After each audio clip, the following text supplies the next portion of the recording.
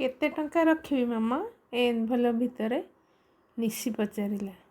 2000 ରଖ, ମୁଁ କହିଲି। 2000 ମାତ୍ର? ସେମାନେ କେଉଁ ହୋଟେଲରେ କରୁଛନ୍ତି ରିସେପସନ୍ ଜାଣିଛୁ ତ ମାମା? Hotel blue view. ପ୍ଲେଟ୍ 3 କି 4000ରୁ କମ୍ ତ କେବେ ବି ହେଇନଥିବ। ଆଉ ତୁ ଏତିକି ଦେବୁ? ବାହାଘର ବ୍ରତଘର ମିଶି 4ଟା ଅଛି ଏଇ ସପ୍ତାହରେ। କେତେ କେଉଁଠି ଦେବି ଆଉ? ସେଟା ତୋ ପ୍ରୋବ୍ଲେମ୍ ମାମା, କିନ୍ତୁ ଏଠି ପ୍ଲେଟ୍ ଯଦି 4000 ହେଇଥିବ ତୁ ତ ଅତି କମ୍ରେ 3 କି 3.5 ଦେବୁ ନା? ମୁଁ ଆଶ୍ଚର୍ଯ୍ୟ। ଏମିତି ହିସାବ କରି ଦେବାକୁ ପଡ଼େ ନା କ'ଣ?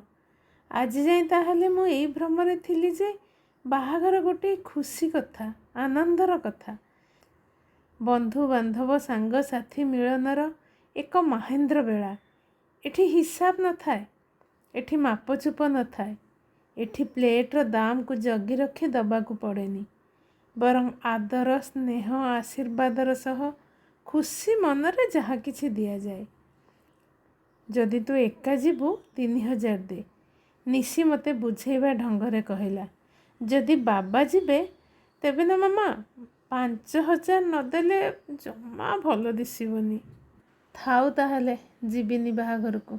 ଯଦି ଠିକ୍ ସେତିକି ଟଙ୍କା ଦେଇ ଖାଇବାର ଅଛି ତାହେଲେ ବରଂ ହୋଟେଲ ଯାଇ ଟଙ୍କା ଦେଇ ଖାଇଦେଇ ଆସିଯିବି।